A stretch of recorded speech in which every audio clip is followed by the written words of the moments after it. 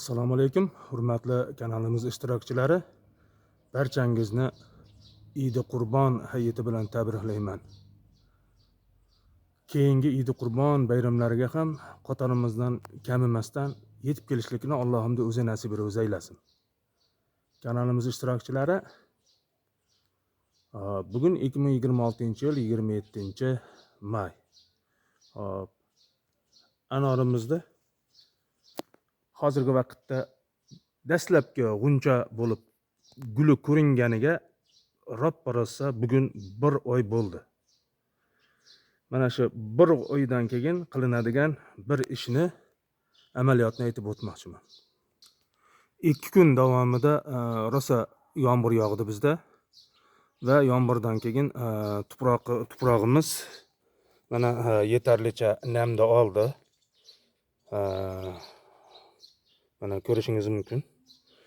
Va biz bu namni ushlab qolish uchun demak anorlarni tagini demak chopib qo'yamiz. Yumshatib qo'yamiz. Yumshatiladi mana. O'tlari, yovvoyi o'tlari bo'lsa, yovvoyi o'tlari ketadi. Mana bunda o'tlari bo'lsa, mana o'tlarni olib qo'yamiz mana. Demak,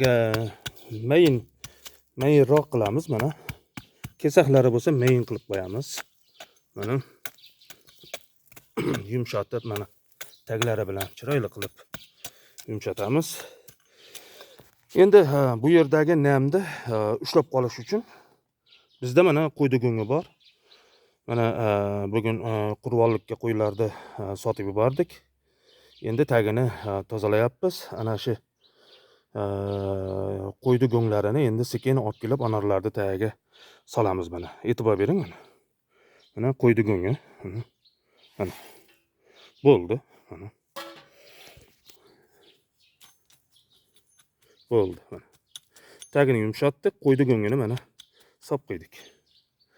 Endi shunday qilib atrofiga, butun atrofiga mana shu atrofiga xuddi mana shunday qilib, ko'rpacha qilib go'ngni solib qo'yamiz. Oradan bir 15-20 kun o'tgandan keyin sekin mana bu aralashtirib qo'yamiz bu tagini.